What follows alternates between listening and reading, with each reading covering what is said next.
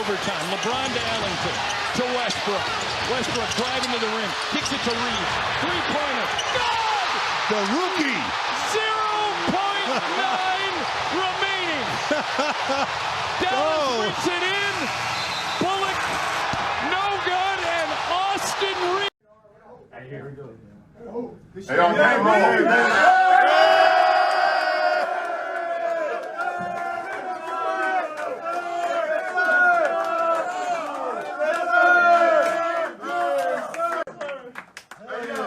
Hell yeah, light skin. Austin motherfucking Reaves, Laker Nation, a.k.a. Hillbilly Kobe, a.k.a. AR-15 with the dagger in the hearts of the Dallas Mavericks with the win and OT, man, with the three, the clutch three in the face. The refs didn't get, give us a call, but that shit didn't matter. He still stuck to Jimmy right in the eye. Bang! That's what's up. Right in the fucking eye, man. You can't see me. Yes, sir, man. Austin Reaves, man, our rookie growing before our eyes. Game ball goes to him, 107-104. The Lakers win in OT. Even with all the struggles and the bullshit, Laker Nation, the Lakers are now 16-13, 3 games above 500, 2 to 3 games below, I believe, the 4th spot. So the Lakers are there, man. I mean, even despite all the bullshit that's going on, it's really not that bad. So let's not panic. Let's not slit our wrists. Let's not jump off the bridge. We okay, Laker Nation. We aight. We aight, okay? We still there. So we're 16-13 right now, and we're still in the hunt for the the 4th spot. Hell, by the end of the season, we might be in the 3rd spot. Who knows? But I think we're catching our groove. We have a 2 to 3 game winning streak. So we haven't had that pretty much all season. So props to the Lakers. They're doing what they got to do.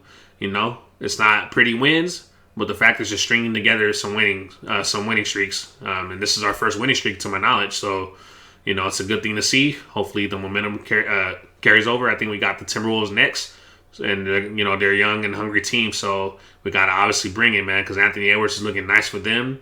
Karl Towns is coming into his own. Of course, D'Lo, etc.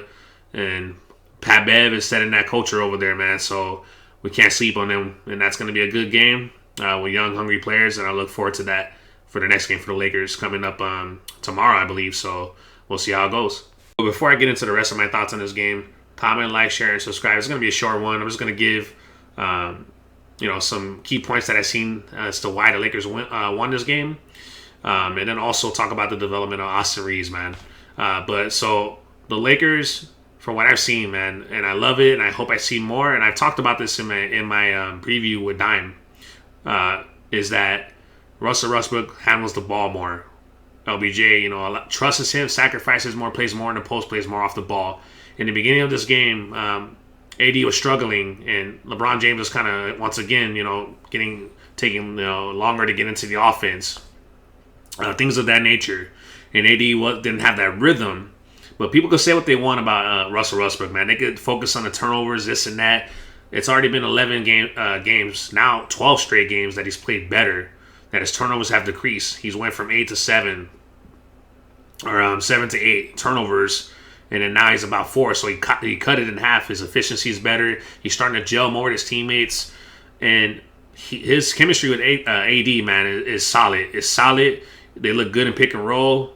And the fact that AD was able to break out of his funk was because of Westbrook pushing the ball, man. That's what he was doing. The fact that LeBron James allowed him to handle more, rebound, go to coast, make advanced passes in the outlet to get the offense ignited early instead of, dribbling out the shot clock. That's the issue with LeBron James, is that he'll dribble out the shot clock, dump it into AD or other players, and then they would take a low percentage shots because they're working against the shot clock and they have a defender all draped all over them. Of course they're going to likely miss. That's one of the main issues this season, Laker Nation, and the offense. And you keep hearing Stu Lance mention this every game. Shot clock. It's because of the fact that their offense takes a long ass time, to get into, their sets. They don't really have a set, so they need more offensive diversity. And Russell Westbrook's going to provide that. But LeBron James has to trust him. He has to fall back a little bit and say, you know what, Russ, you take the keys to this car. I'm going to be in the back seat. You do your thing. He has to do that. And so we've seen that this game, and that's why AD was able to break out of a funk in the first half. He was starting to get, shots towards the rim and pick and roll. Russ was able to find him in dump offs and transition as a defense collapse, and he was able to get easy buckets, and then that kind of started to get his rhythm going. The thing about Russ compared to LeBron James is that Russ gets AD the ball quicker and in rhythm, as opposed to LeBron James trying to do the Bron system, trying to get that switch. He doesn't get that for a step back three, or the defense collapsing on him when he drives past a big man. If he doesn't get that, then he's dumping it into AD in a pitch post, and then AD has to work against the shot clock. This is why things are not working for Anthony Davis in terms of his percentage. Then he's having to take stupid 3-point shots that he's been shooting 19% on. It's broken. Let's go to Russell Westbrook for handling the ball, because he's been doing better. You can see a discernible difference compared to Russell Westbrook, like this game. Again, the first half he wasn't doing well. When Russell Westbrook was speeding up the pace, that was the main key to winning this game, Laker Nation, is that Russell Westbrook was pushing the pace, getting out early, finding guys in their comfort zone, like AD, Wayne Ellington, Austin Reaves, etc. And that's why the Lakers went up as much as by 11 points. 11 points because of Russell Westbrook's increase of tempo. And so we have to get him the ball more. We have to let him play his style of game. And, he's played 11 to 12 straight games good.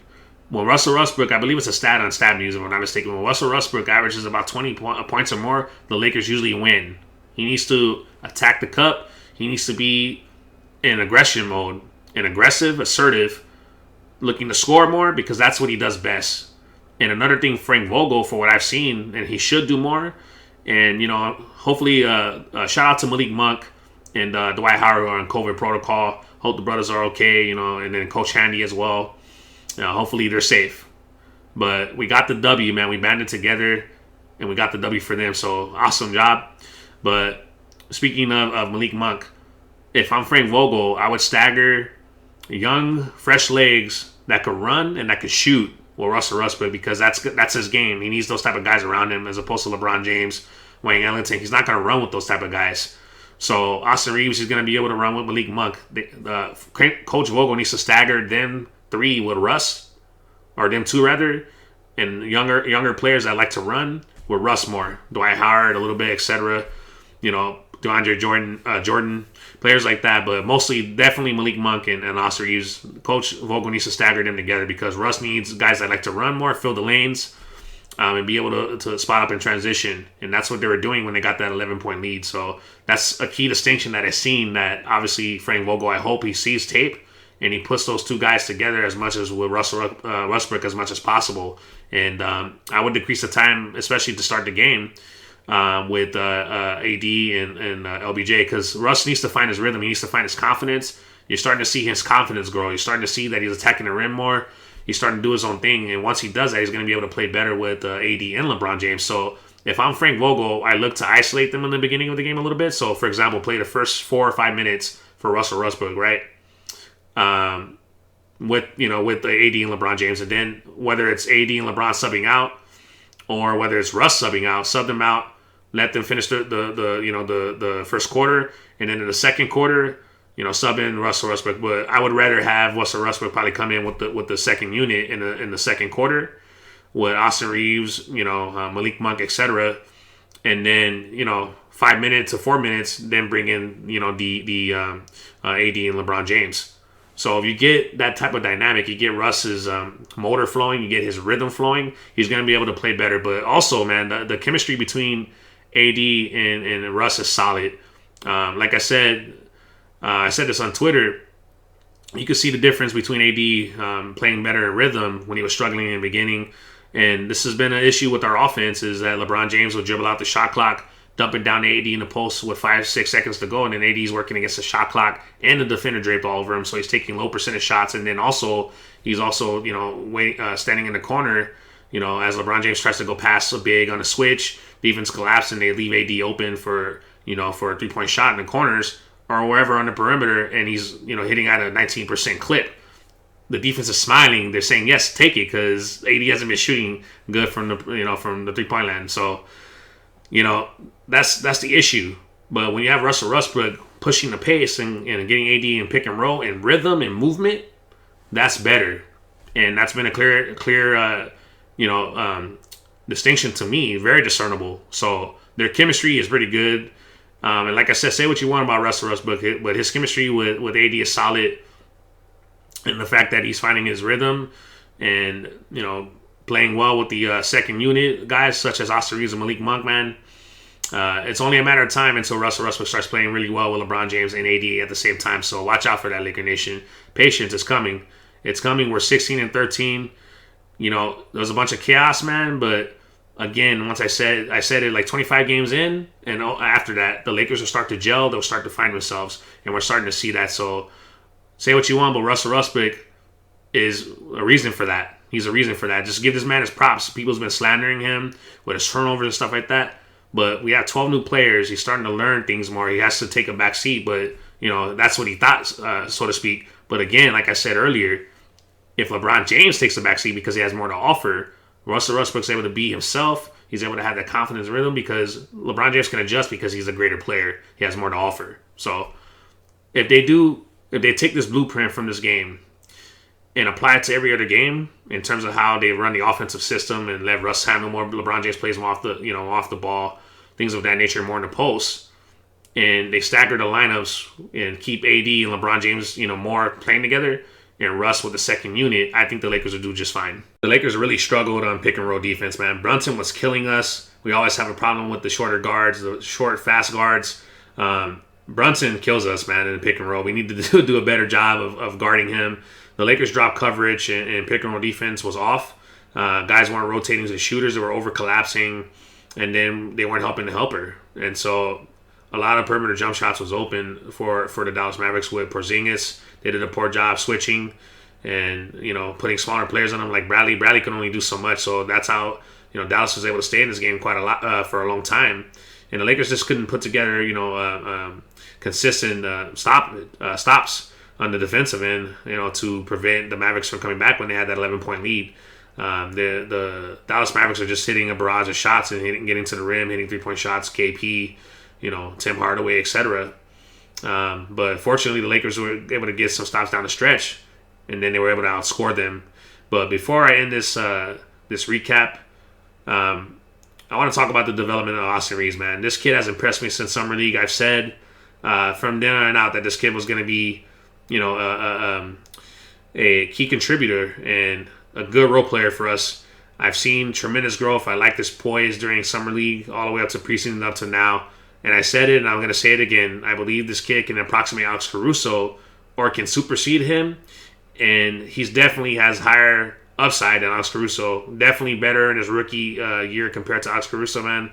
He has been better. He's shown tremendous progress. I like how the kid plays with poise. He doesn't play sped up. He plays at his speed. He plays relaxed. He understands relocation and how to drop to the level of the ball when Russ is driving towards the rim. AD's double. LeBron James is driving to the rim or doubled in the post. He understands how to be parallel to them, dropping to the level of the ball so that he's in connection with them to hit the shot. And so he understands those things and constant movement. It's little things like that that makes him a valuable player because those little things most players don't do. They don't understand the fundamentals, or not that they understand that they don't understand the fundamentals, but as they depend on athletic ability, brute strength, things of that nature, so they lack nuance where he doesn't. And that's what fascinates me about him. And he's young. He has poise. Man, shout out to our scouting department. They have done really well. They have done really well drafting, players or finding undrafted players, signing them on South Bay, developing them, and then them coming to the Lakers and being, key contributors off the bench, possibly even starting. That's happened, with late first round draft picks, second round draft picks, buying draft picks like Jordan Clarkson, and developing them into, to diamonds in the rough. And that goes from, Larry Nance to Jordan Clarkson, Alex Caruso, Austin Reaves, the list goes on. So shout out to our scouting department. They have done a phenomenal job finding diamonds in the rough, whether it's undrafted, whether it's late first round, second round, middle of the second round, etc. They have done a good job. And so, Austin Reaves, man, definitely has shown more promise than Alex Caruso in his rookie year. The kid only needs to, fill out his body when he cuts players off when they're going towards the baseline, they're driving towards him. And once they make contact with him, he kind of flies off of them because you can look at his body. It's not defined. He doesn't have any toneness to it per se, definition to it. So once he gets that going, like how Caruso did basically, where he got jacked up and became more elite, the kid's already good defensively. He moves his feet, he slides his feet, he beats him to the spot, but it's just strength. He has to add more core strength, more definition into his body so that he's able to absorb the contact as opposed to being bounced off. And that's kind of his issue right now. And then just being more, confident in his offensive abilities other than just being a shooter. He can drive to the rim a little bit, get more in the pick and roll, don't settle for three-point shots, things of that nature. But the kid has shown a good high IQ. He shows confidence. He's unafraid. He plays poised. Like I said, he doesn't play sped up. And those are things that, that he does better than Caruso offensively. Obviously, Caruso is better defensively, more elite.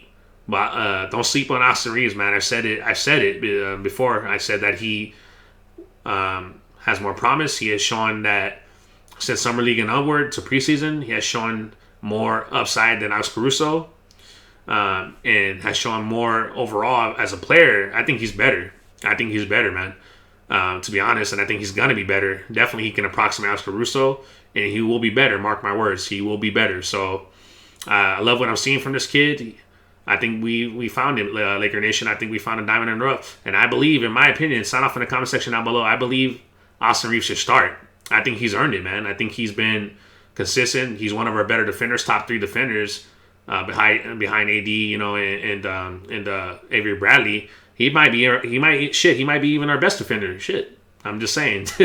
But he has to start. I think either him, Malik Monk, or Wayne Ellington as a shooting guard. That's the Lakers' main issue, is the shooting guard position. But I think Austin Reaves feels that. He plays a little bit of defense. He's solid on that end. He can hit shots, things of that nature. So I think it's time to start Austin Reaves, Laker Nation. Let me know what you guys think in the comment section down below. But I certainly think that Austin Reaves has shown better rookie projection and upside than Alex Caruso ever did when he was a rookie. And I believe he's going to be better than him. And it helps fans get over it. And it's a good thing, man, to see that on social media. The fans are starting to get over Alex Caruso.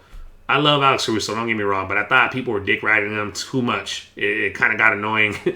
And they're acting like we lost a superstar player. And I get it. He's a hustle player. He plays hard defense. He's a fan favorite. I get it. Thanks for the memories. I wish him well. It's a business. The Lakers, we're going to be paying a lot of luxury taxes to keep him. If they were to pay him $9 million, they would have been paying an additional $25 million being over the luxury taxes, and thus they would have paid total for his salary. And in addition to the luxury taxes, they would have paid approximately close to $40 million. And that's where a superstar player gets paid. That's what LeBron James is getting paid, I believe, somewhere around there. So you have to ask yourself, you're going to keep a role player like that to pay him that much money. Especially when COVID is going on and a bunch of other things, and you're losing money. You got to make decisions as a business, man. We can't get attached, in the business. And most players that are drafted, they don't end up staying with their team. Kobe, was fortunate enough and blessed. We were blessed enough to see him for RIP. He was able to, stay with the franchise for 20 years and give us 5 championships. It was great. But most players that are drafted with their team or signed, whatever, they do not stay with their team. That is a fact. So, and then as a business, I wish him well, but I understand what the front office did and the Laker organization did. I wish him well in Chicago, and I believe what Austin Reaves, man, it's time to move on. We have that player right here in front of us that can grow before our eyes, that can approximate or be better, and he's already approximated. And in my opinion, he's better. He's going to be better than him. So he's already showing better flashes in his rookie year. So it's time to get over Caruso, Laker Nation. It's time to get over, and it's good to see some of Laker Nation kind of turning that way. But it is what it is. Get it. Thanks for the memories, Alex Caruso, but time to move on, and Austin Reaves is that guy right now. Laker Nation closing out this recap with the player stats. So the big three, AD, Bron, and Russ combined for 67 points. And the player of the game, Austin Reaves, man. What a game for Austin Reaves. Off the bench, he scores 15 points, going 5 for 6 from 3 with 7 rebounds. All right, Laker Nation. I'll catch you guys in the next one. Comment, like, share, and subscribe. Peace out.